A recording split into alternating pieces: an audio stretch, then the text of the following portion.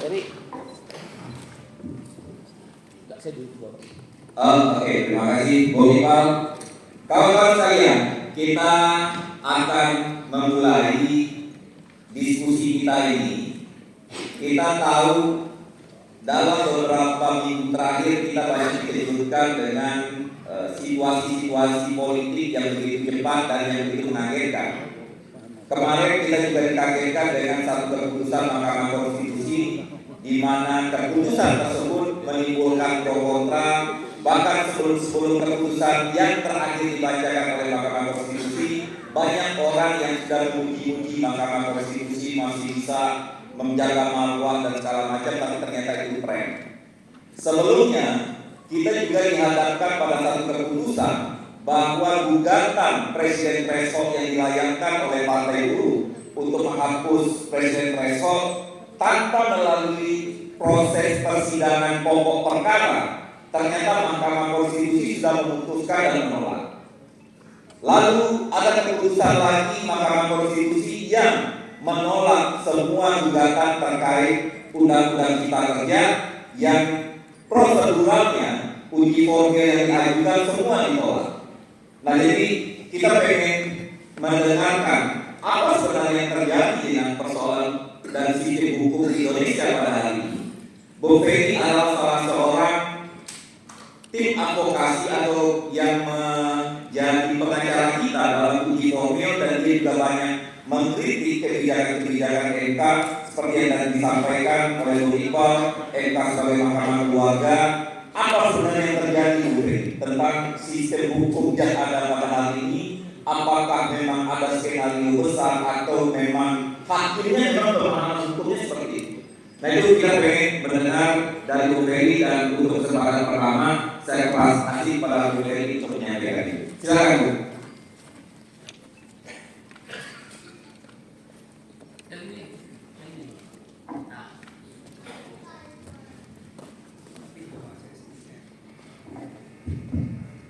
Assalamualaikum warahmatullahi wabarakatuh. Pak Presiden meminta Pak Rizal Ramli, Pak Rocky, Pak Boni, teman-teman Partai Buruh semua. Ini rame, sudah satu posisi di DKI Jakarta. Jadi itu kalau bagi semua. Apa yang terjadi? Tahu itu juga orang Boeing, aneh semua soalnya. Pak, ya bingung, sebenarnya bingung. Bang, saya Iqbal ini kan salah ketalayan aja Bang. Coba beliau anak presiden Jokowi. Mungkin sudah bisa menjalankan berdasarkan keputusan MK. Kayaknya Republik ini perlu darah biru ya untuk kemudian bisa masuk ke ruang-ruang politik yang katakanlah dikuasai oleh orang-orang itu saja. Saya sembari bercanda sering bilang bahwa di partai politik kita itu ditentukan oleh 4 perda ini. Pertalian darah, kalau dia anak presiden masuk aja. Pertanian dakwah, kalau dia satu organisasi potensial, kalau sesama HSI, MSI, gitu ya. Kemudian perda yang ketiga, pertanian daerah. Saya sekampung dengan Bang Rocky, dengan Bang Rizal satu kampungnya. Kalau beliau orang partai politik, melihat saya satu daerah, ya, nah yang paling penting dari perda-perda itu pertanian dana. Untuk bisa nggak pun sedarah, tidak sedaerah, sepanjang ada dana ya masuk itu barang. Pokoknya ada ruang dana itulah yang kemudian menentukan banyak hal di politik Indonesia. Nah, partai kita harus berubah, dan salah satu harapannya ada di Partai Buruh. Partai Buruh harus beda dengan partai yang lain, baik dalam pengelolaan kadernya, melakukan kandidasinya. Kalau partai lain ya 4 perda itu baru dia bisa jadi kandidat. kalau tidak punya relasi itu ya susah. Nah, Partai Buruh harus membangun sistem kalau kadernya yang bekerja keras demi partai, maka berikan dia kesempatan. Jangan seperti partai-partai lain itu, ya baru 3 hari jadi anggota, tiba-tiba bisa jadi ketua. Kalau ada yang bisa melakukan penelitian, ini peristiwa aneh bin ajaib, ya 7 keajaiban dunia. Masuk ketika Kaisang kemudian bisa menjadi. Dan kalau dilihat sebenarnya banyak anak-anak muda yang potensial, tetapi tidak diberi ruang untuk maju. Makanya peristiwa Kaisang itu adalah peristiwa yang unik menurut saya, yang sebenarnya tidak perlu dibantah oleh partai yang lain yang memajukannya, bahwa ini politik yang mengatasnamakan keluarga tertentu. Politik dinasti itu jangan dianggap sebagai politik bukan monarki. Politik dinasti itu maksudnya politik yang mengedepankan ruang-ruang kekeluargaan seperti di Filipina itu politik dinasti. Jadi sepanjang nama belakangnya sama, dia dapat ruang yang lebih besar. Ya. Dan itu yang terjadi dengan Kaisang dan Gibran. Nah, yang kemarin itu unik Bang Rocky. Uniknya ini, di sidang kemarin itu saya lihat perhatikan, ini sidang apaan sebenarnya? Ketua MK-nya paman Gibran. Ya. Pemohonnya salah satu partainya, ketuanya adik Gibran. Pemohon yang dikabulkan nomor 90 fans berat Gibran, disebutkan dalam permohonan. Saya pengagum berat Gibran karena Gibran telah meningkatkan ekonomi kota Solo, gitu ya, sehingga dia layak menjadi calon presiden atau wakil presiden. Apa hubungannya saya juga tidak tahu antara berhasil di Solo dengan di Indonesia. Pokoknya dia fans berat Gibran. Di pihak termohon ada DPR dan pemerintah, yaitu pemerintahan ayahnya Gibran. Jadi sidang kemarin itu seluruhnya ikatan kekeluargaan Gibran. Jadi Pak Presiden, bagaimana mungkin tidak kita bilang itu mahkamah keluarga? Kalau dalam persidangan itu keluarganya Gibran semua. Apa standar etik kekuasaan kehakiman kita? Jika terdapat relasi keluarga menurut undang-undang kekuasaan kehakiman, ke atas, ke bawah, ke samping, maka dia wajib mundur. Dilakukan oleh Ketua MK untuk 3 permohonan. Permohonan keempat nomor 90 masuk lagi ke barang. Dia tidak mengundurkan diri sebagai hakim yang menjatuhkan putusan. Alasan dia mundur di 3 permohonan pertama adalah konflik kepentingan, ada keponakannya di sana. Dari yang keempat, dia balik lagi karena itu satu-satunya kesempatan untuk memberikan karpet merah kepada keponakan. Jadi standar etiknya ganda. Jadi selamat datang lah ya di NKRI, Negara Kekeluargaan Republik Indonesia.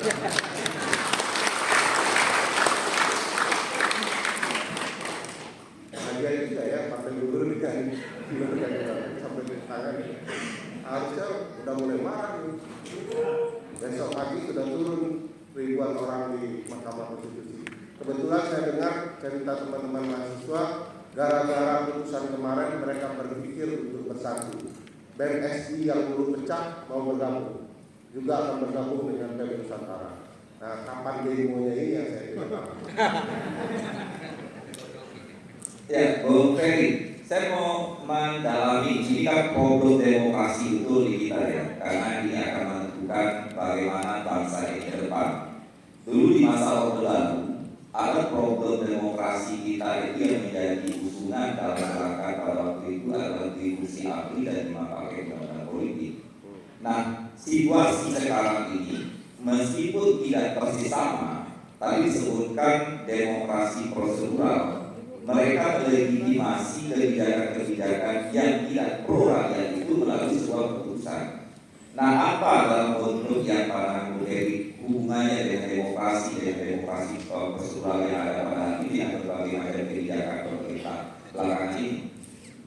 Saya melihat jauh lebih baik kalau dulu jauh sekarang multifungsi TNI dan Polri.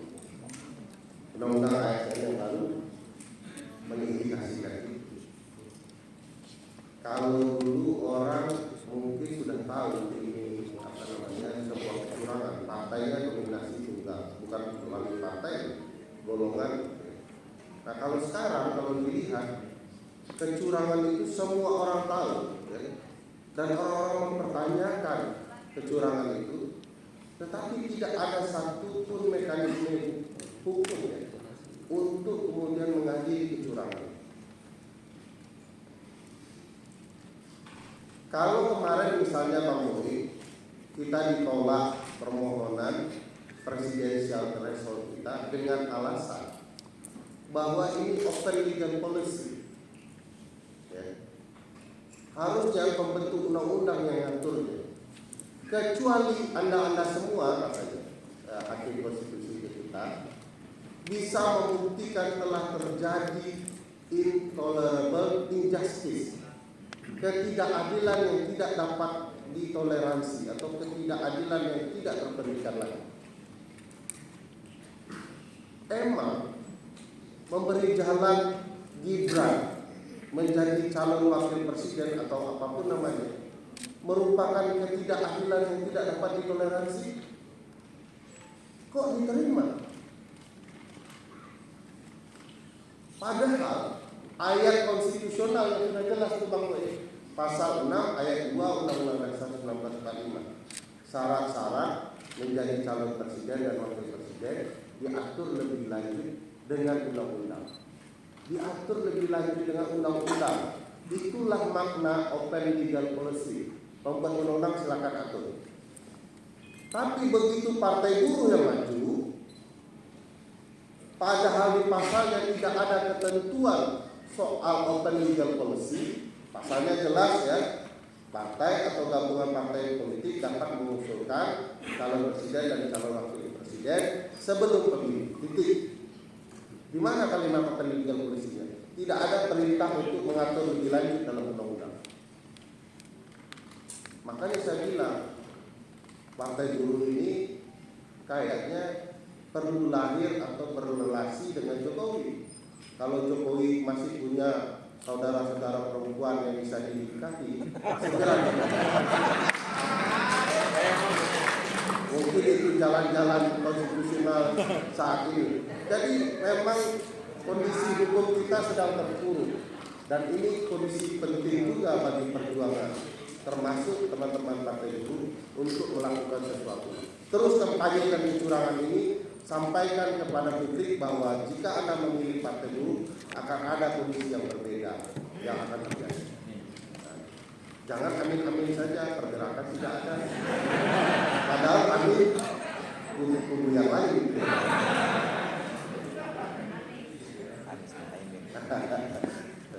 Jadi mudah-mudahan ya kalau kemudian bisa melakukan sesuatu yang berarti, ada suasana hukum yang berbeda. Bang Rocky juga merasakan bahwa bagaimana hukum itu digunakan sebagai alat kekuasaan untuk kemudian mempermasalahkan orang-orang kritis. Aneh kan kalau cuma bisa tersinggung karena ujaran, tapi kita dilarang tersinggung karena kebijakan. Kalau bisa kebijakan itu menyinggung kita dan kita laporkan mereka secara hukum, dipenjara semua tuh orang-orang. Tapi khusus kita tidak boleh tersinggung dengan kebijakan mereka. Pindah ibu kota sesuka hati, buat UMR sesuka hati, nggak tersinggung kita, tidak boleh tersinggung. Tapi kalau dengan ucapan kita, mereka boleh tersinggung, boleh laporkan kita, boleh penjarakan kita. Hukum seperti ini hanya hukum produk kekuasaan untuk kemudian membenarkan tindakan mereka yang salah. Dan kalau seperti ini hukum, saya pikir kita semua suatu waktu akan melakukan perlawanan yang lebih serius. dari sekedar berkumpul di gedung perfilman Usman Ismail. Mudah-mudahan ya. Oke, terima kasih Bung Ferdi. Jangan saya terus Bang Rogi. Yang mau dibicarakan itu Bang Rogi. Jadi temannya Bang Rogi. Ya, kita terlibat perlawanan di sana. Oke, terima kasih Bung Ferdi. Saya akan kembali kepada Bang Rizal. Bang Rizal ini tokoh yang konsisten dari dulu dan kita mengagumi komitmen dan konsistensi dia. Selain itu kita juga mengagumi pemikiran dia. Dia orang yang paling banyak pengalaman mungkin dari sekian banyak tokoh karena hidup di masa Orde Baru sampai sekarang dia terlibat secara aktif. Nah, Bang Rizal, saya ingin bertanya karena tema diskusi kita pada hari ini adalah demokrasi, kesejahteraan, dan jaminan sosial. Apa korelasinya antara demokrasi dan kesejahteraan itu apa, Bang Rizal? Boeing, saya di situ aja ya. Boleh. Sambil berdiri, supaya kita bisa gebrak siapa yang harus kita gebrak.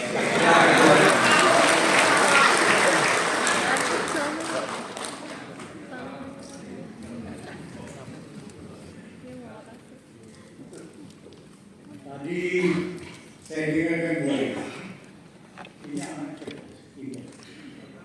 Kalau cuma Gibran, cengeng lah itu. Begituan mau jadi presiden, wapres, Republik ini mau dijadikan mainan, percobaan oleh anak bawang yang tidak punya kompetensi, yang tidak punya leadership, yang tidak punya karakter dan KKN. Enak aja lu.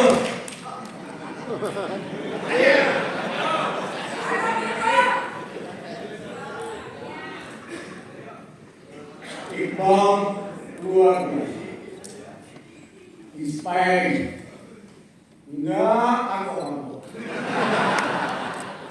enggak bosan. Dia punya track record jelas, visinya jelas, tindakannya jelas, dan kawan-kawan Partai Buruh against all odds, melawan arus angin, bangun Partai Buruh secara semangat, hanya modal hati, kagak punya uang tua. Tapi justru di situ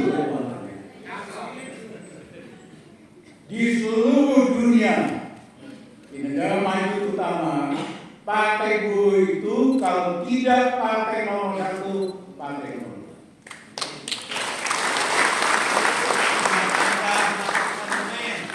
Di Skandinavia, di Inggris, di Australia, banyak sekali dipimpin Perdana Menteri atau Presiden Partai Buruh. Makanya Iqbal sebetulnya hebat kalau zaman ketua partai di Indonesia mau ketemu Perdana Menteri nggak bisa, mau ketemu Presiden nggak bisa. Tapi Iqbal sebagai ketua umum Partai Buruh bisa ketemu Perdana Menteri Australia, bisa ketemu dengan tokoh oposisi paling besar di Inggris, Partai Buruh, bisa di New Zealand dan sebagainya. Cuma Iqbal mungkin kurang ongkos tidak bisa jalan. Kalau ada ongkos tuh beritanya gede banget Iqbal. Ketemu satu-satunya ketua partai yang bisa ketemu Perdana Menteri Australia. Kalau Iqbal sudah punya uang kasih tahu nih.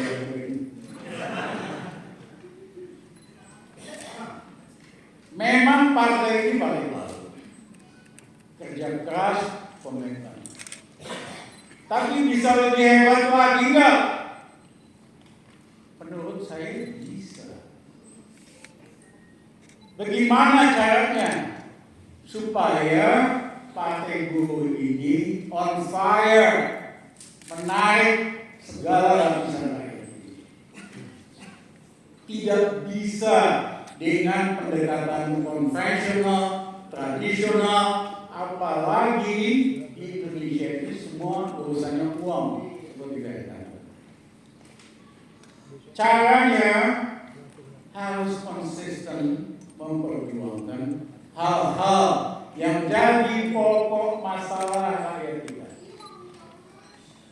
Soal upah misalnya, tapi guru selalu memperjuangkan upah. Tapi kita yang dari luar lihatnya, upah naik, UMR naik. Mohon maaf, orang di luar dulu bilang enak banget tuh kalau naik. Maksudnya kasih penjelasannya.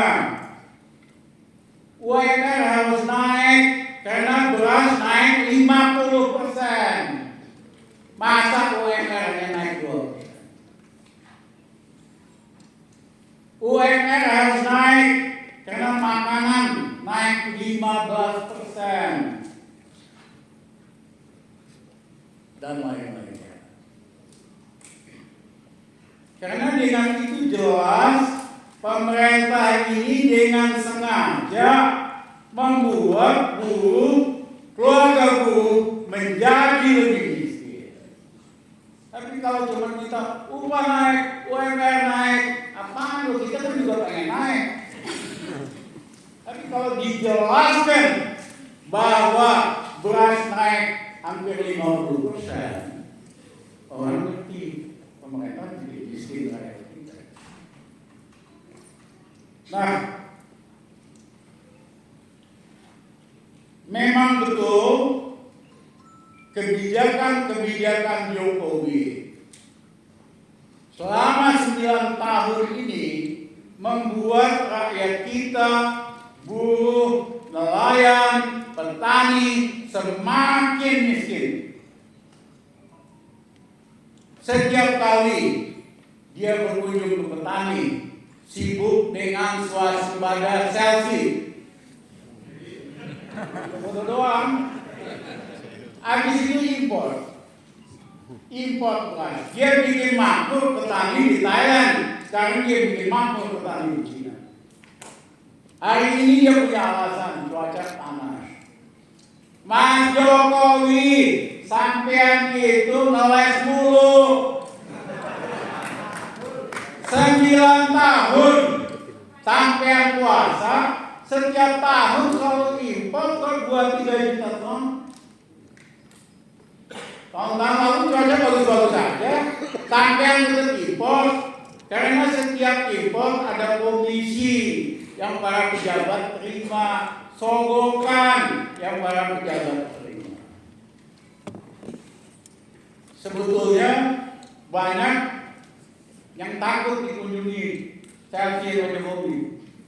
Karena kalau dia datang ke ladang garam, pasti dia impor garam 3 juta ton. Dia datang ke petani tebu, pasti habis itu impor gula. Ngaku ikut ajaran Bung Karno, ngaku ikut Trisakti. Kebijakan ini cuma impor doang. Padahal untuk swasembada 2-3 tahun cukup. Rizal Ramli nggak asal ngomong. Waktu saya Menko Gus Dur, apa yang saya lakukan? Saya hapuskan hutang petani, bunga berbunga 26 triliun, supaya petani tidak diuber tanahnya, mau disita, supaya hatinya senang. Habis itu saya naikin rasio harga gabah dengan pupuk.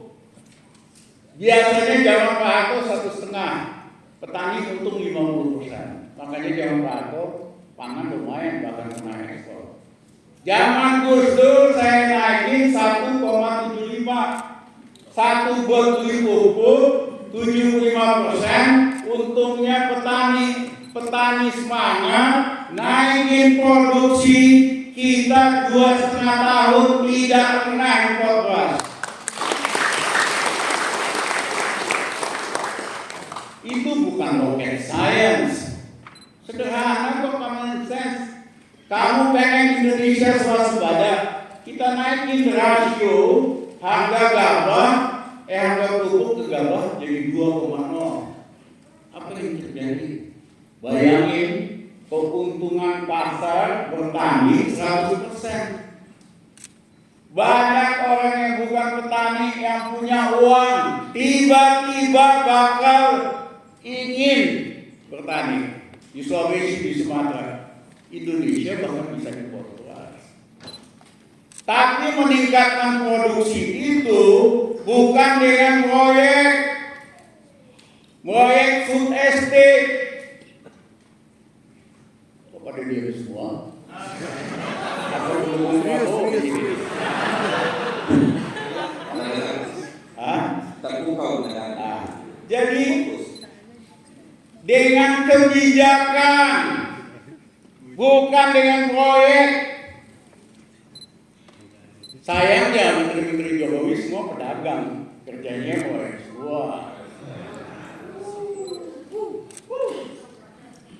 Saya ingat waktu saya di kabinet Jokowi, ada menteri-menterinya yang usul hapuskan subsidi listrik 450 kW. Dia bilang ada saya satu-satunya protes. Saya nggak mau, karena yang pakai listrik 450 kW itu paling ada 2 lampu buat anaknya belajar. Ada TV kecil.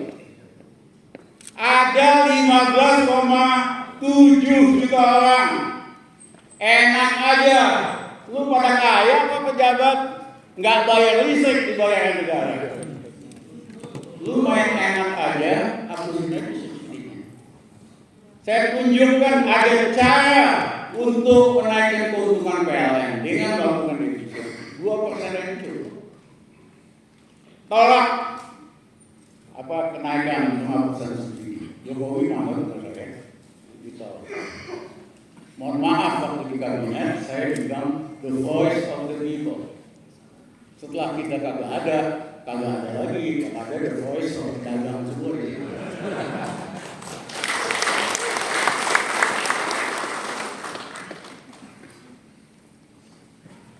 Jadi apa yang dilakukan oleh Jokowi ini membuat rakyat kita, buruh, petani, nelayan, buruh miskin secara struktural dan masif. Dan itu artinya bertentangan dengan tujuan kemerdekaan Republik Indonesia. Tujuan kemerdekaan tidak jelas, mencerdaskan rakyat. Yang kedua, memakmurkan rakyat. Ya, ini tidak mencerdaskan dengan segala macam kebohongan dan PHP palsu ini. Tidak memakmurkan, malah miskin. Memang udah waktunya Jokowi kita turunin.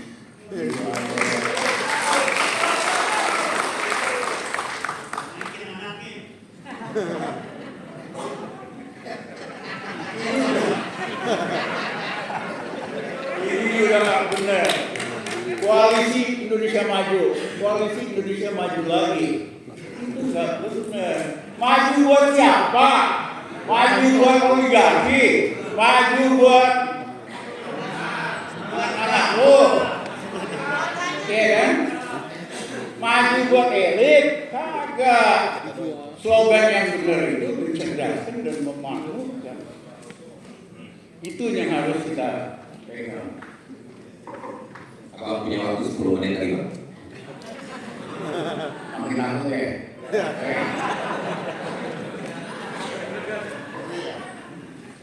Banyak yang nanya saya mengenai coba. Saya bilang nggak penting. Emang mereka bisa menyelesaikan masalah yang mau ini?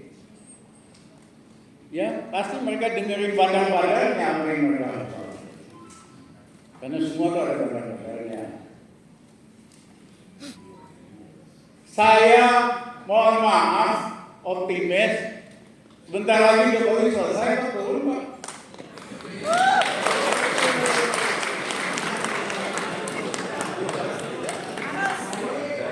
sederhana. Tidak pernah harga beras naik hampir 40% lebih, dari 10.300 ke 15.000. Kecuali menjelang kejatuhan Bung Karno, kecuali menjelang kejatuhan Pak Harto, itu naiknya cuma 15%, ini 45%. Kenapa nggak heboh? Karena media-media dikasih iklan supaya tidak memberitakan kenaikan harga. Saya bilang sama mereka muda-muda, kalian cemen amat sih. Zaman dulu ancaman pers itu ditutup siupnya, harus PHK. Tapi wartawan-wartawan senior Indonesia itu gerilya supaya tetap kritis. Hari ini lu kasih iklan aja, tutup mulut semua. Sehingga media resmi menjadi mesin propaganda pemerintah Jokowi yang brengsek.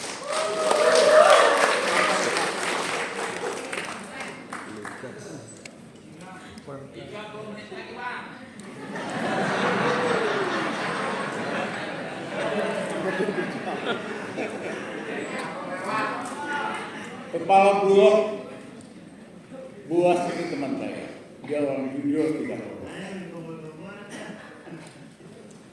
Tapi dalam mengendalikan beras kurang canggih. Saya waktu jadi kepala Bulog, setiap jam 3 sore dapat laporan harga beras di 20 kota. Tim saya langsung bikin grafiknya. Kalau hanya naik 5.000 putih, kalau naik sampai 10.000 hijau, di atas 10.000 merah. Jam 4 pagi udah jam 4 sore sudah tahu mana yang naik luar biasa. Misalnya Medan, aku telepon jam 4 sore kepala Bulognya, Mas ada apa Mas? Kok naik 15.000? Itu pedagang pada main Mas, numpuk. Karena Bulog kan cuma 3%, sisanya kan swasta. Mereka mau menggerek harga. Berapa operasi pasar seminggu? 50.000 ton. Besok naikin 2-3 kali supaya pedagang penimbun ini jadi gagal. Sederhana. Kenapa? Kalau mereka nimbun, mesti bayar bunga, bayar gudang, beras bisa besar. Berhenti itu apinya. Tetapi kalau saya diamin 2 minggu, daerah lain yang beras cukup ikut-ikutan naik. Itu waktu itu belum ada online system. Hari ini apa yang terjadi di Medan, kalau itu ambil tindakan segera, di mana-mana kebakaran. Itu yang membuat mereka nggak mampu nanganin, karena seluruh kota-kota ikut-ikutan naik, bahkan Pekanbaru 17.000. Api kebakaran itu harus segera dipadamkan supaya jangan menjalar di seluruh Indonesia. Solusi mereka apa? Bulog jual beras murah, 3.000 lebih murah. Dicoba di Bandung, yang ngantri belasan ribu, ibu-ibu dengan bayi, nenek-nenek sampai jam 6 sore. Heboh. Dulu rakyat kita biar miskin beli beras 5 literan lah beberapa hari. Hari ini tahu nggak teman-teman? Rakyat kita 10% yang paling bawah beli beras 2 kali satu hari. Pagi-pagi setengah liter buat makan siang. Dia nungguin sore suaminya bawa uang. Dia beli lagi setengah liter. Ini nggak pernah kejadian, hanya kejadian zaman Jokowi yang dapat ini.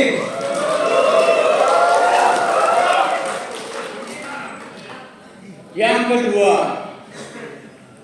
mereka larang rakyat membeli beras di supermarket, hanya boleh maksimum 2 kali 5 kg. Apa yang terjadi? Golongan menengah yang punya uang panik. Dia panik buying, Biasanya dia beli cuma 20 kilo, dia mau 100 kilo, dia mau 500 kilo. Makin lama stok makin kagak ada, nanti balik lagi harganya, bakal naik lagi. Yang ketiga, ya, ekspor Indonesia under 23%. Dolar bakal rontok, nanti balik lagi ke harga. Waktu saya mulai mobilisasi lawan Pak Harto, saya kumpulin aktivis mahasiswa dan di kantor. Jangan pilih Pak Harto langsung, fokus sama kenaikan harga, karena tahun depan harga bakal naik. Ini Oktober 19. Tagline-nya turunkan harga. Kalian nggak digebuk tentara, punya waktu dapat simpati dari rakyat dan konsolidasi. Nanti pada waktunya ganti tagline-nya, turunkan harga dari keluarga. Hari ini saya minta semua mahasiswa, aktivis, buruh, gunakan tagline turunkan harga atau Jokowi jatuh. Udah simpel aja. Harga BBM naik terus. Karyawan pasti ngerasain. Harga listrik naik terus. Hanya di negara yang mengaku Pancasila ini, bisa-bisanya saudara nggak bayar listrik 1 hari, dimatiin itu. Rumah gua dihancurkan. Di seluruh dunia dikasih waktu 1 bulan. Waktu saya masih puasa maksimum 2 bulan, ya kan? Rakyat ada uang ya kasih waktu lah, mereka juga nggak bakal kabur. Ini rejim sangat anti Pancasila. Enak aja 1 hari kagak bayar, dicabut. Di negara lain 1 bulan. Rugi karena nyolong semua. Kapan-kapan gua kasih angkanya kalau kamu bertanya. Di dalam gua ngomong gini pasti ada angkanya. Ya. Nah, jadi fokus sama kenaikan harga beras, harga BBM, harga listrik, harga pendidikan yang luar biasa mahalnya. Seperti kita katakan. Mampu nggak kamu turunkan ini? Kalau nggak yang mundur, memang sampai nggak becus. Tolong diulangi kata-kata saya.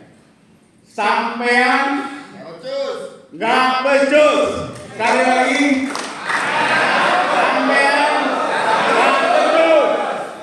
Sekali lagi. Sampean nggak becus. Sekali lagi.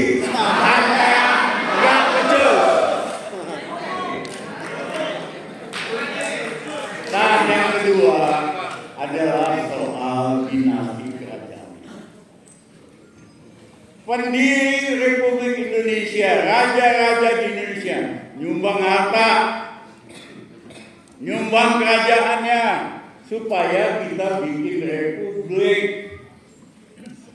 Maluku yang menguasai Maluku, Sultan Tidore sampai Papua, dia dikasih pilihan sama PBB. 1, merdeka sendiri. Yang 2, ikut Belanda. Yang ketiga, ikut Republik. Sultan Tidore ikut Republik. Bayangkan nggak kalau Sultan Tidore pilih merdeka atau ikut Belanda? Jangan-jangan mereka lebih makmur, karena semua tambah nikel sendiri semua ada di Maluku. Jadi Jokowi ini kagak tahu diri, tampangnya aja culun, ya. Ambisinya pengen jadi raja, enak aja lo. Siapa lo? Tidak pernah berjuang buat demokrasi. Dari Begitu kuasa demokrasi dipretel. Sampean nggak becus. Ulangi lagi. Sampean nggak becus. Sampean nggak becus. Sampean nggak becus. Terima kasih. Nah, isu oligarki yang sangat terganggu adalah golongan pengusaha. Pada telepon saya, Bang, kita anak kita sekolahin di Amerika. Pulang harus mulai dari pabrik dulu. Kagak ada ceritanya itu langsung jadi direktur. Kok bisa sih? Saya pendukung Jokowi dari awal. Kok bisa sih sedemikian rusaknya ini? Semua anak yang mau jadi. Ya, kita anak-anak kita aja biasanya 5-6 tahun. Ada satu pengusaha gede banget. Sekolah yang ke Jepang bapaknya, pulang, pegang tongkang 5 tahun buat nyari kopra di Sulawesi sampai kebakar kulitnya. Dia cerita benci banget sama bapaknya, tapi ternyata itu cara bapaknya ngedidik buat jadi jagoan. Ya, nah poin saya kesian dong anak rakyat biasa, anak buruh nggak punya kesempatan. Kalau isinya hanya dinasti keluarga-keluarga yang brengsek. Brengsek atau enak aja loh. Brengsek. Ya, dikasih 3 menit lagi, Pak. Jangan diselesaikan. Yang terakhir, banyak konflik agraria. Tetapi lebih banyak lagi setelah banyak pengusaha Tiongkok masuk Indonesia.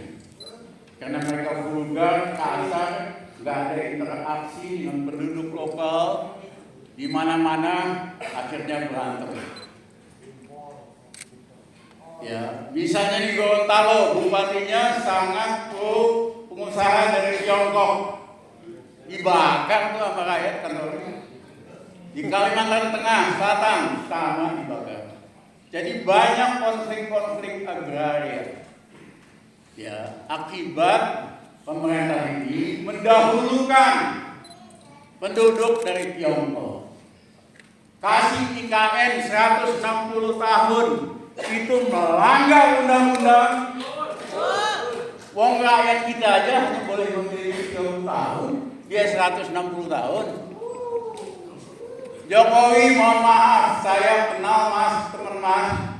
Habis ini Mas harus masuk penjara. Amin. Nah, di Rempang itu bukan buat bisnis. Kalau mau bikin pabrik kaca 30 hektar cukup. Tetapi ini 170.000 hektar diminta dibebaskan dari orang Indonesia. Kenapa? Karena waktu Jokowi mengunjungi Chengdu ketemu Xi Jinping minta dibebaskan dibersihkan.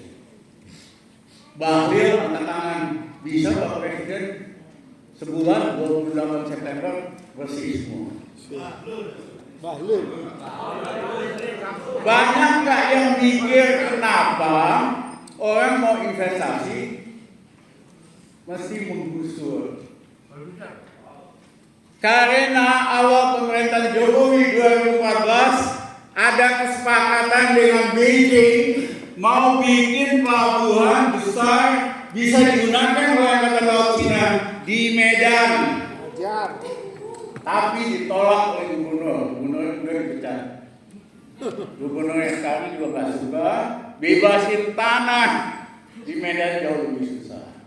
Jokowi udah masa akhir, makanya Xi Jinping minta bebasin Rempang. Karena dia akan jadikan itu pusat militer dan intelijen Cina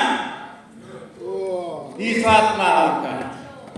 Karena kalau siapa yang menguasai Selat Malaka, kalau ada perang, pasti yang menguasai Selat Malaka yang menang.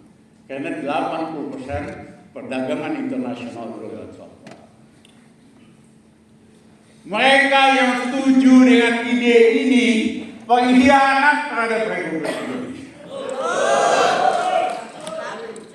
Beberapa teman saya juga, gua sedih, ya, kok tega-teganya loh. Kita kan nggak mau dong. Saya ingat saya ganti Laut Cina Selatan milik Indonesia dengan Laut Natuna Utara waktu saya masih Menko. Cina protes langsung, nggak boleh katanya. Saya ngotot, ini wilayah kita dilindungi oleh PBB, UNCLOS, terserah kita mau ganti namanya atau apa. Enak aja lu ngatur nama kita. Tapi beberapa menteri Jokowi pada waktu itu melemah, udahlah balikin lagi ke Laut Cina Selatan. Beberapa ngaku nasionalis, ngaku patriot, kelakuannya itu menjual negara. Jadi kalau kembali ke tadi, kenapa saya yakin Jokowi cuma sebentar lagi? Satu soal harga.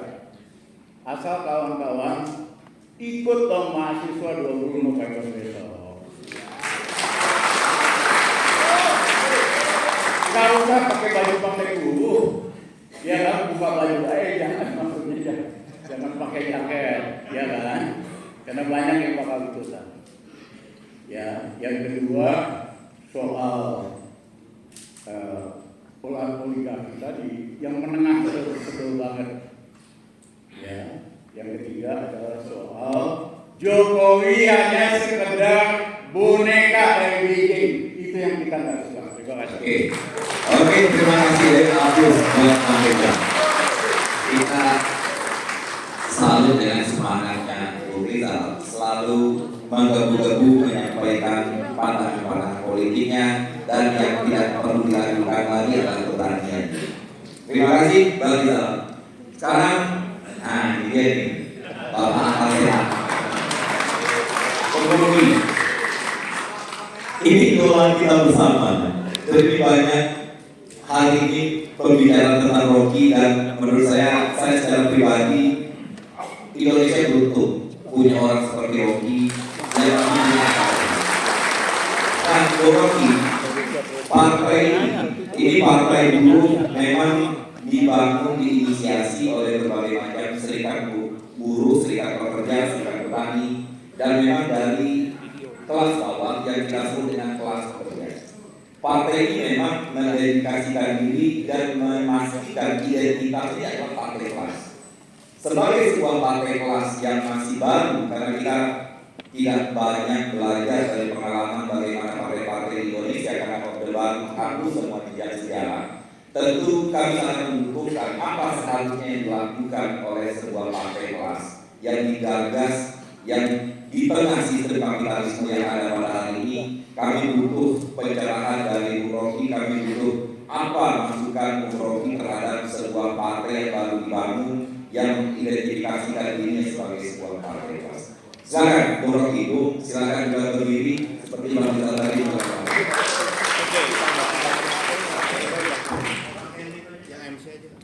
Dua. Oke, partai kelas artinya partai kiri. Jadi saya mau beli sebelah kiri. Bang Boing. Kasih mic yang itu. Bung pakai ini katanya. Dua. Oke.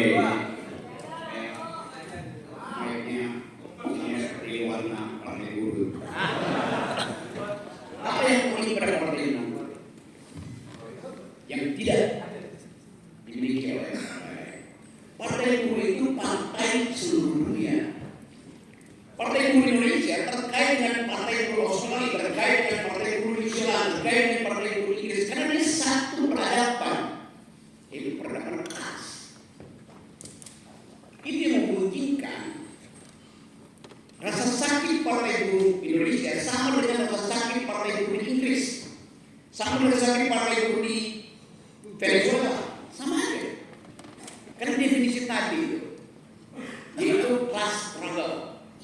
Walaupun secara historis tidak ada lagi partai buruh yang memakai ideologi class struggle versi marxisme ortodoks. Partai buruh sekarang menggunakan parlemen dalam upaya untuk memenangkan regulasi. Itu aja bedanya. Tetapi tetap partai partai buruh itu datang dari kesepakatan kemanusiaan untuk membangun solidaritas. Itu dasarnya. Itu makanya itu saya tidak ingin partai buruh itu tokoh-tokohnya menjadi buruh dari partai.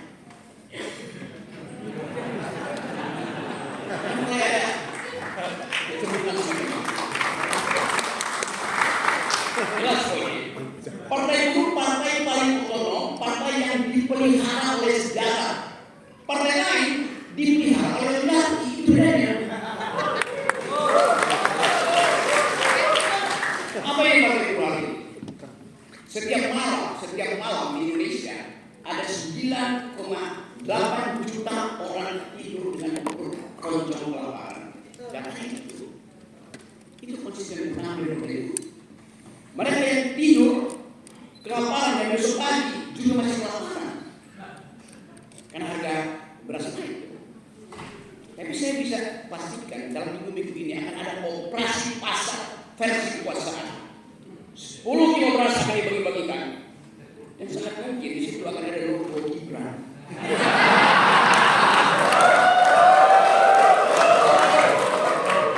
Itu cara memanipulasi solidaritas. Tapi kalian bisa dengan akal, bukan akal rakyat saya. Tunggu aja di tikungan, tunggu pada di kelurahan-kelurahan yang kalian kotakkan tadi di situ. Siapkan aja minyak setengah liter, tempel. Wajar di dalam. Kan kita mau main politik kan, supaya orang tahu bahwa beras dan minyak itu datang dari oposisi, bukan dari kekuasaan. Apa susahnya? Kalau kita mau main teknik gituan. Tapi tentu itu adalah soal moral kita. Moral kita udah habis ketika MK memutuskan seseorang kemarin dan lenyap seluruh harapan kita tentang moral. Anda bayangkan seorang anak kecil memimpin partai kecil meminta suami dari tantenya untuk meloloskan kakaknya menjadi calon wakil presiden atas perintah bapaknya.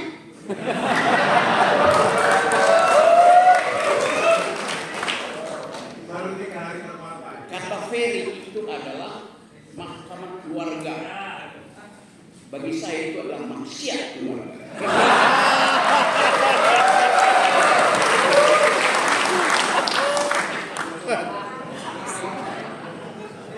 Jadi problem kita bukan menurunkan harga, tapi menurunkan keluarga.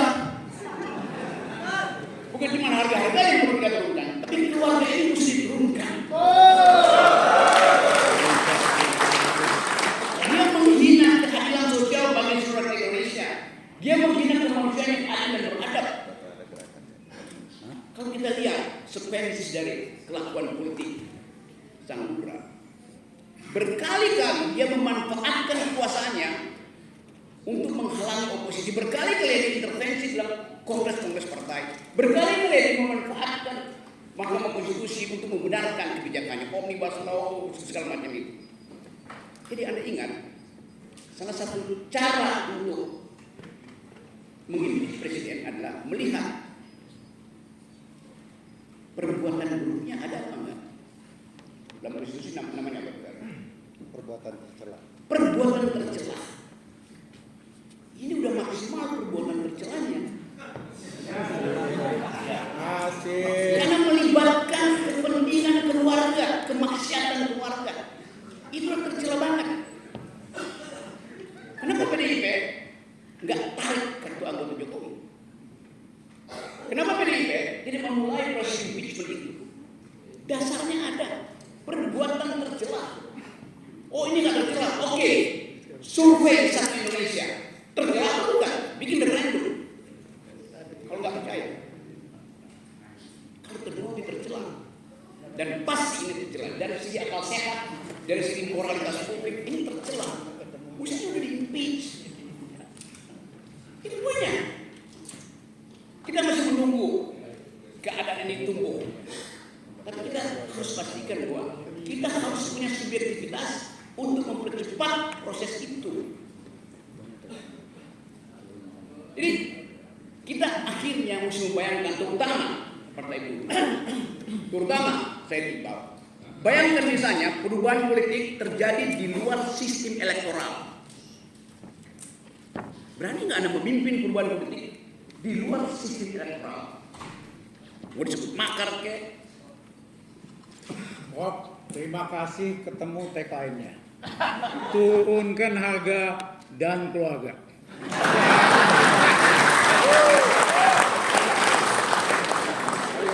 Supaya bangsa ini berharga.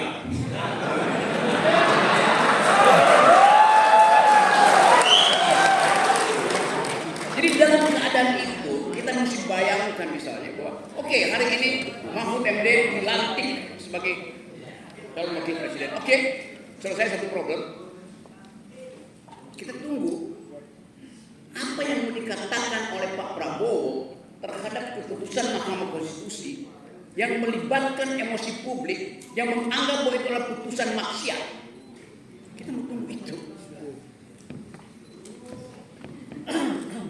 Kan kita mesti bayangkan, apakah Pak Prabowo tidak punya dissenting opinion terhadap keputusan itu di partai? Dia nggak mungkin dissenting opinion di Mahkamah Konstitusi. Tapi saya baca tadi Pak Yusril Izzah Mahendra mengucapkan sesuatu yang mungkin akan mengganggu stabilitas koalisi Prabowo. Tapi itu ada dissenting opinion Yusril yang adalah anggota dari kabinet, anggota dari koalisi. Jadi tetap kita mesti juga akan terjadi sesuatu dalam 1-2 minggu ini. Kita senang Pak Jokowi ada di luar negeri, dan kita ingat dulu juga Pak Harto ada di luar negeri. Loh, sejarah itu punya rumusnya sendiri, saudara. Jadi saya balik lagi pada ini kemampuan kita untuk melihat secara cerdik, cerah, untuk mempercepat perubahan politik. Keadaan ini yang harus dihitung oleh sebuah partai yang justru punya siasat. Partai Buruh ini partai yang bersiasat, berupaya menyelinap di dalam kesulitan regulasi. Jadi gemparkan rakyat kita bahwa ada momentum untuk menghasilkan perubahan. Dan tidak ada satu orang pun sekarang yang percaya siapapun yang masih bergandengan tangan atau kena splatteran dari Jokowi itu akan meneruskan kebijakan dia. Gak ada satu anak muda yang percaya bahwa seseorang yang disebut karena kemudaannya bisa mewakili pikiran masa depan. Gak ada. Coba kita bayangkan kalau terjadi krisis ekonomi, terjadi krisis politik, terjadi krisis security di kawasan, dan Pak Prabowo ada dalam kesulitan kesehatan. Bocah mana yang akan mewakili Indonesia? Hal yang normal kita pikirkan itu. Jadi saya singkat aja bahwa ini satu pertemuan yang disiapkan oleh sejarah. Yang dalam bahasa teman-teman ini adalah semacam sunnatullah. Keadaan ini memungkinkan kita untuk menghitung ulang potensi masyarakat sipil untuk bergandengan tangan mengepung sana. Saya ingin tanya, lebih diperdalam. Sebenarnya kekecewaan masyarakat ini kan sudah cukup lama ya. Kekecewaan terhadap rejim, keinginan untuk perubahan dari Orde Baru hingga hari ini. Tapi kenapa kekecewaan itu belum mampu melahirkan sebuah gelombang perlawanan yang begitu kuat yang mampu? Kalau kawan-kawan mengatakan people power atau sebuah kata, apa problemnya di masyarakat kita pada hari ini sehingga tidak bisa mengakumulasi kekecewaan dari sebuah gerakan? Oke, bangsa ini dianggap bangsa pemaaf, bangsa yang menerima. Kan itu angkatan di bangsa ini.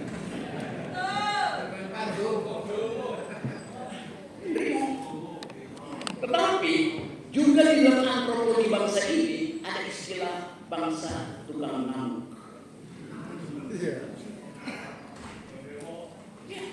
Emak, amok itu istilah yang ada di dalam antropologi dan bahkan tentang sifat manusia Indonesia Melayu umumnya yang bisa marah tanpa alasan. Ngamuk masa. Dari nerimo ke ngamuk itu cuma perlu satu pom bensin dibakar di menteng. Loh, ini saya terangin secara akademik saya. Yes. Apa saya buat beli? Memang kondisional ada, persyaratan itu ada.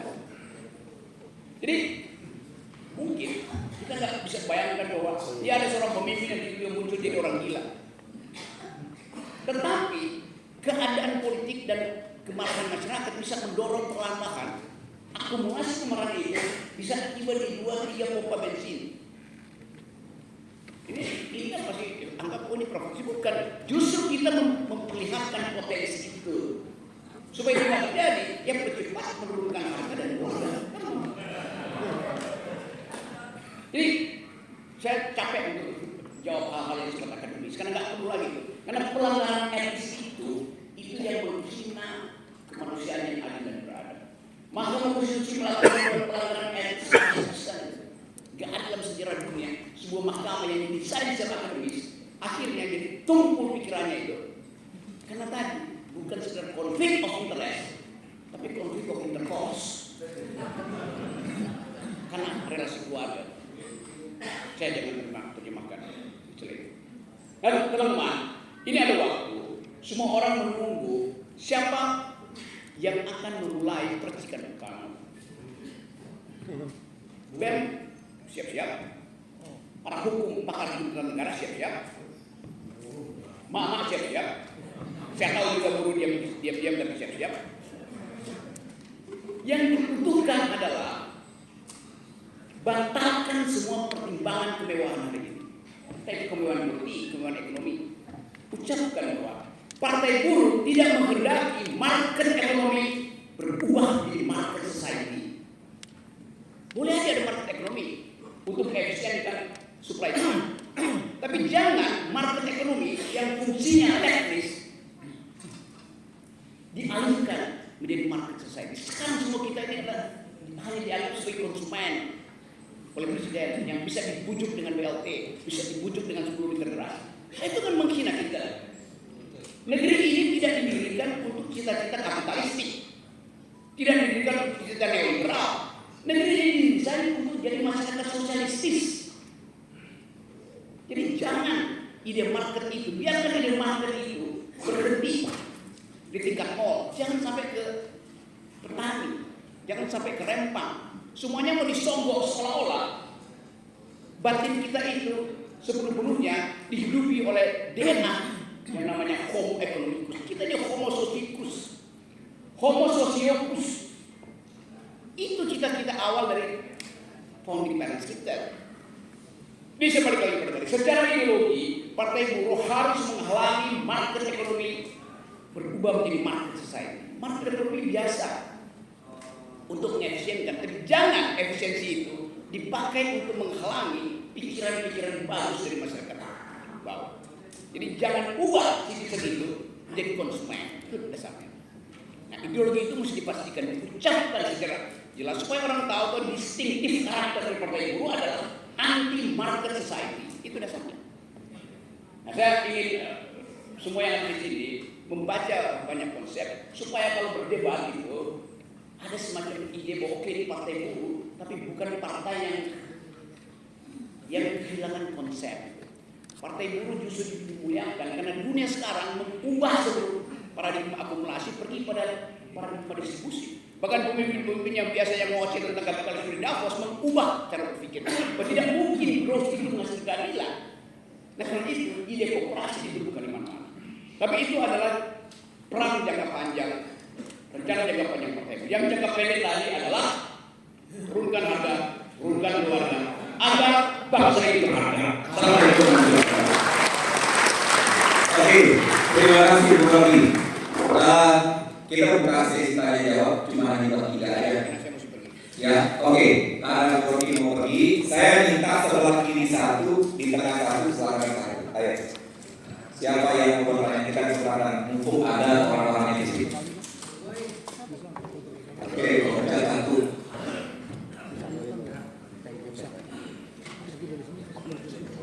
Singkat aja ya. Langsung.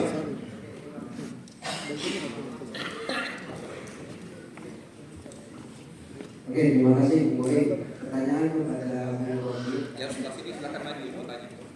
Bu Rocky singkat, mohon ditanggapi jika Bapak Ibu menentukan sikapnya memilih salah satu paslon atau tidak, gimana tanggapannya? Oke, nanti dijawab. Yang di tengah siapa? Ada nggak? 1, 2, 3, nggak ada? Oh, ada. Silakan maju.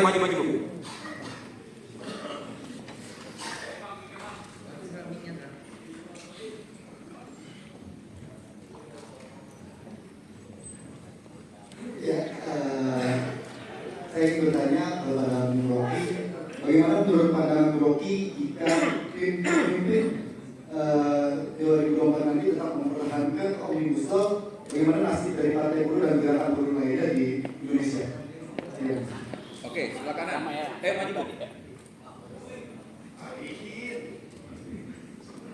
Terima kasih. Perkenalkan saya Solidin. Pandangan dari Bung Rocky Group dan Pak Amsari terkait kita Partai Buruh ini, apakah tadi yang dikatakan mengikut salah satu partai yang ada calon-calon presiden yang ada 3, apa kita tetap mendukung yang tadi Bung Presiden? Udah kita majukan terus Bung Rocky Group dan Pak Rizal Ramli. Itu saja. Apakah kita harus terjun di situ? Terima kasih.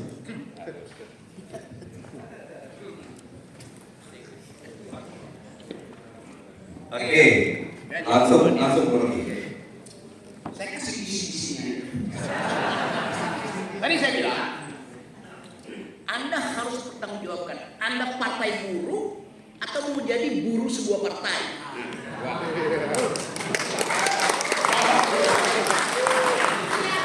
Kalau Anda udah jawab, sekarang ada pertanyaan teknis yang tadi diterangkan. Partai buruh mau kasih ke siapa? Pertanyaan itu jangan tanya ke saya.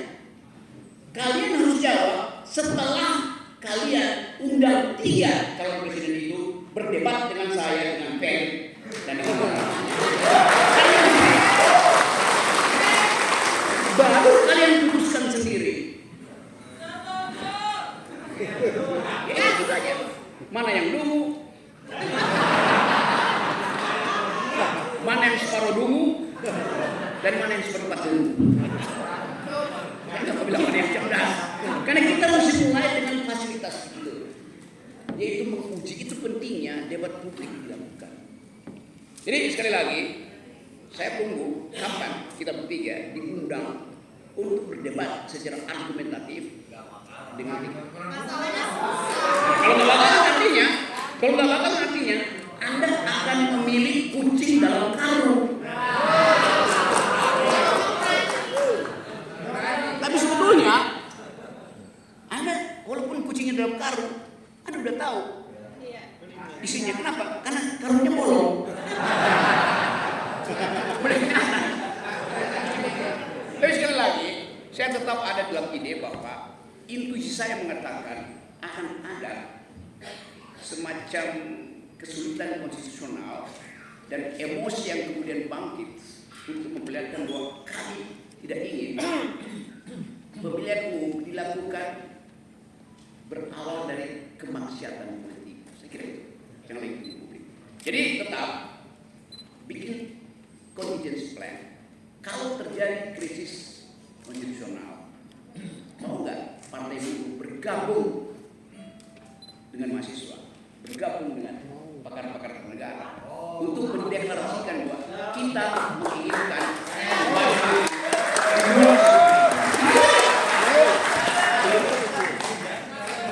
ya, saya ngerti. Karena begini ya, sejak kasus Mahkamah Konstitusi, seluruh wahana politik berubah, seluruh mental rakyat berubah, rakyat dibuat tercengang, dan itu artinya kita mesti rawat ketercengangan itu. Jangan kita abaikan, kita justru mesti mengeksploitir dengan cara positif sumber-sumber perubahan baru di luar sistem kepartaian, di luar sistem elektoral. dan itu yang merupakan janji peradaban dari setiap partai buruh di dunia. Partai buruh itu menunggu momentum untuk menghasilkan kembali kebenaran, menghasilkan kembali keadilan. Dan itu bisa terjadi di luar sistem pemilu. Itu poinnya. Oke, Bu, terakhir sebagai closing statement, saya minta pendek saja. Apa kritikan Bu terhadap partai buruh? Karena kami bisa mengkoreksi diri kami, memperbaiki diri. Lalu apa usulan Bu terhadap partai buruh? Oke, ada ide bahwa partai buruh Indonesia harus mengikuti jejak partai buruh di dunia. Tetapi ada problem bahwa Indonesia mengalami satu fiksasi kultural. Karena kalau kita anggap bahwa, saya terangkan teorinya akhirnya, buruh di Tangerang, di Bekasi, dieksploitasi oleh kapitalisme 24 jam. Maka dia jadi proletar. Setiap lebaran atau setiap ada hari raya, liburan, dia pulang kampung dengan ongkos 70.000. Dia bawa handphone baru, dia bawa oleh-oleh dari Jakarta, lalu dia digelurkan di daerah asalnya. Jadi dia produksi. Saya mau terangkan teorinya. Maka tidak pernah terjadi pematangan proletarisasi, tidak pernah terjadi pematangan laborisme itu. Akibatnya apa? Akibatnya tuntutan buruh itu terus-menerus soal upah. Bukan soal struktur politik, bukan struktur ekonomi itu. Jadi mesti ada ideologi yang menegaskan bahwa upah itu ada permainan kapitalis. Jelas. Hanya dalam unionisme orang bertengkar soal upah. Partai buruh bukan unionisme ideologi, tapi laborisme. Melakukan perubahan struktural. Saya tadi kasih poin. Apa yang mesti diubah secara struktural? Itu prinsip seolah-olah masyarakat Indonesia maunya konsumen. Kita tidak anti pasar, tapi jangan market ekonomi berubah menjadi market society. Itu yang mesti dikendalikan. Jadi dua tantangan partai buruh hari ini adalah memanfaatkan ideologi baru dunia yang sekarang sedang diedarkan, yaitu solidaritas. Solidaritas itu dasarnya adalah di Indonesia ada keadilan sosial, Indonesia belum berada, produk sosialisme, kooperasi, itu kan ide dunia sekarang kan. Yang pertama, yang kedua, feodalisme itu mesti dikendalikan. Kalau enggak akan ada pematangan sadar. Bahwa Anda dieksploitasi, saya dieksploitasi, begitu saya pulang ke kawasan-kawasan komunal, saya seolah-olah jadi produksi kecil di situ. Itu membatalkan upaya untuk melakukan perubahan struktural terhadap kehidupan kita. Lain kali saya kuliah tentang hal yang bersifat kritis, tapi yang sekarang ada kebutuhan praktis, yaitu tanya, ucapkan sesuatu dalam perbedaan yang tadi, bahwa moral Republik harus kita perbaiki. Karena yang dibuat oleh Mahkamah Khusus kemarin adalah batu nisan demokrasi. Oke, tepuk tangan. Terima kasih Bu. Oke, kita lanjut kasih dulu kesempatan Pak Rizal sedikit tentang pandangan dari pertanyaan teman-teman tadi. Oke ya teman-teman ya. Oke, terima kasih Bu Rocky. Karena dia harus terbang lagi, dia harus naik pesawat. Turunkan harga.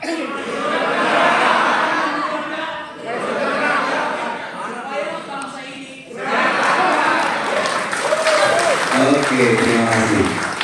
Ya, sama Bu Rizal menjawab dari beberapa pertanyaan tadi, lalu ditutup dengan closing statement. Sama Bu, saya pengen Bu juga menyampaikan apa kritikan terhadap partai buruh hari ini dan apa masukan yang harus dijalankan ke depan oleh partai buruh. Silakan, Bu Rizal.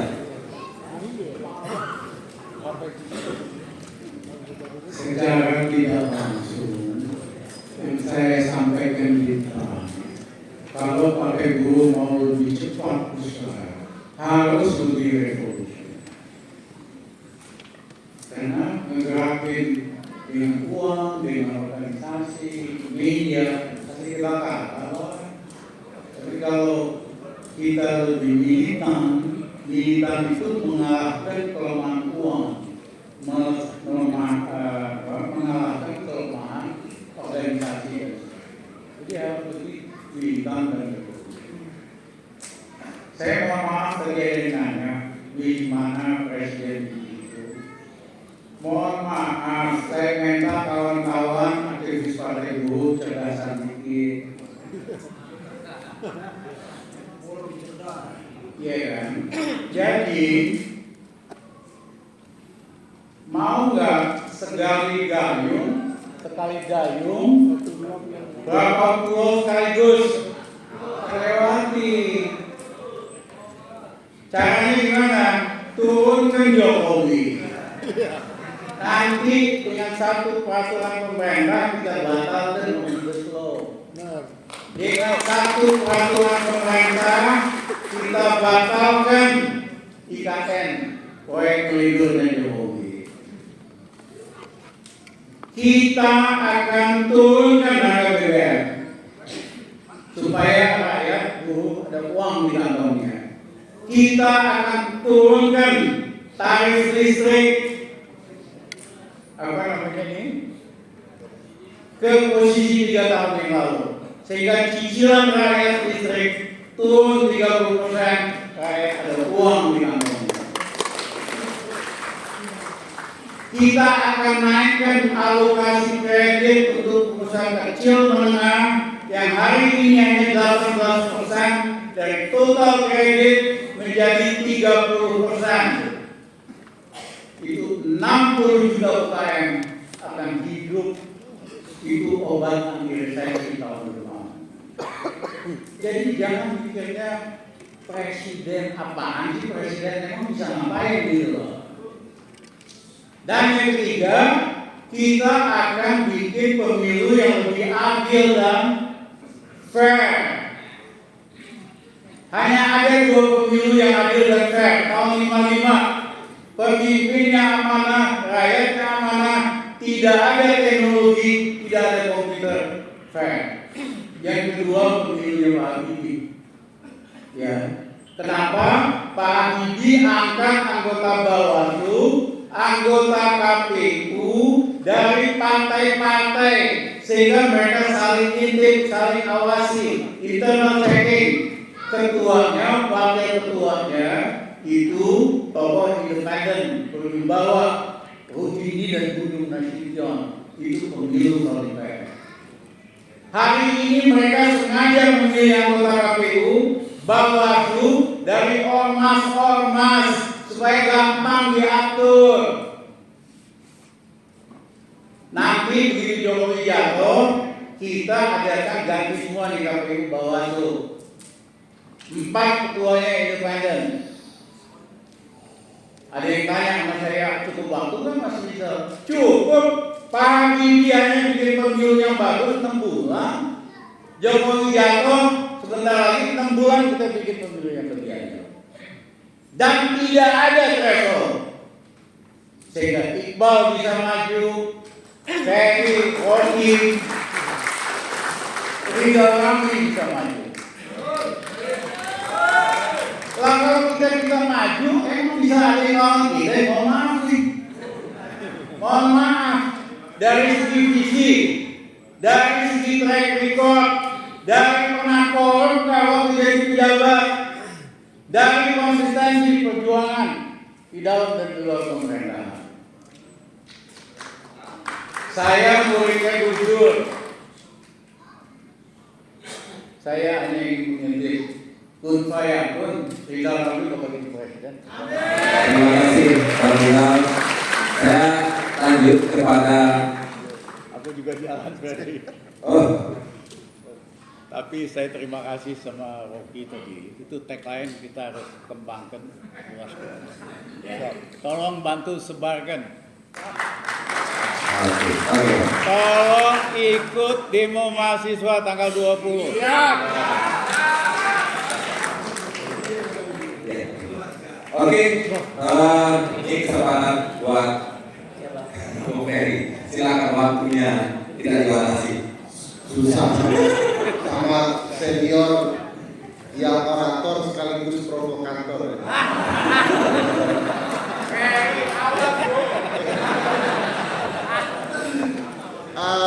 Saya tadi rencananya tidak berdiri, tetapi 2 senior ini betul-betul luar biasa menggugah pikiran dan perasaan.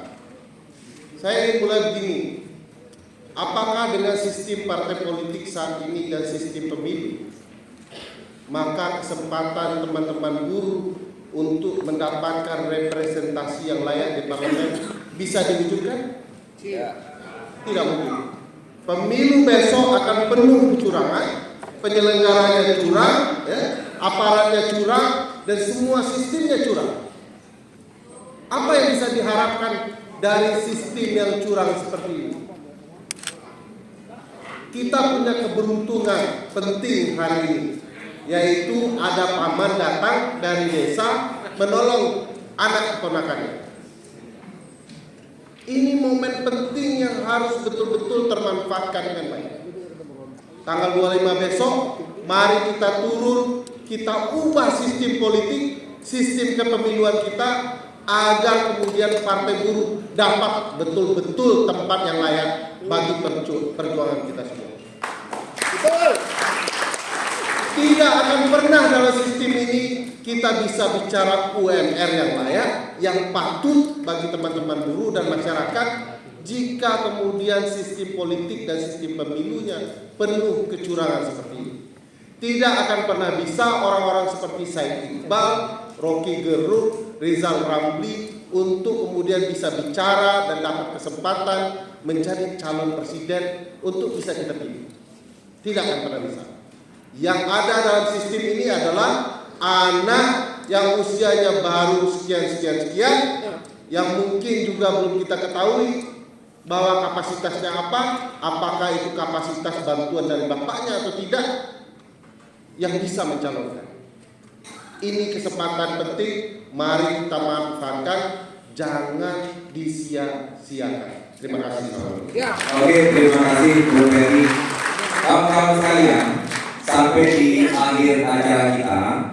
Jadi kalau seandainya yang diundang itu adalah tokoh-tokoh oposisi ya seperti ini, mereka seorang propagandis, mereka seorang orator sekaligus provokator kata Ferry. Jadi penuh semangat dan hal-hal yang positif harus kita ambil, pengetahuan baru harus bisa terus kita asah sehingga kita bisa menjadi orang yang terus bisa memperbaiki dari kemajuan partai dan kemajuan negeri. Terima kasih kepada semua kawan-kawan yang sudah hadir pada hari ini. Saya kembalikan kepada panitia, Bung Kahar, apakah masih ada kegiatan lain, dan untuk agenda diskusi kita, terima kasih Bung Ferry sudah bisa hadir menemani kita pada hari ini. Mudah-mudahan dalam kesempatan lain kita bisa berdiskusi. Terima kasih semua kawan-kawan yang sudah hadir. Terima kasih. Wassalamualaikum warahmatullahi wabarakatuh.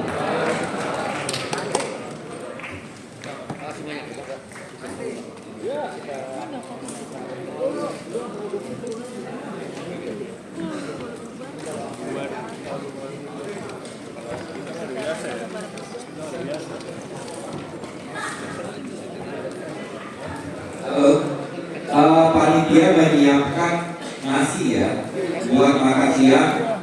Silakan panitia untuk membagikan